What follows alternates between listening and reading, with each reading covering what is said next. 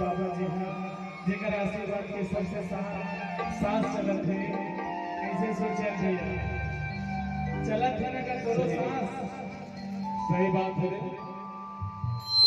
तभी कैसे सोचे भैया कैसे जी आस लगा के आए हम बाबा।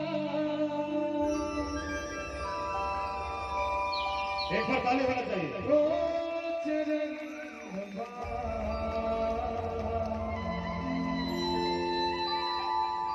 आस लगा के आए हो गुरु तो चरण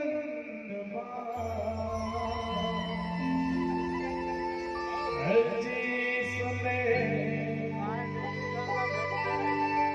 बिनती सुने मोर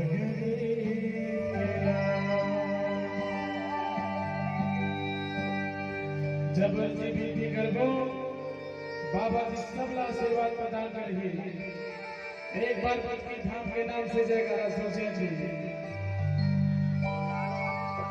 बार बार फुटकी धाम के जयकारा चलो एक बार जोरदार मन से हृदय से लगाना है।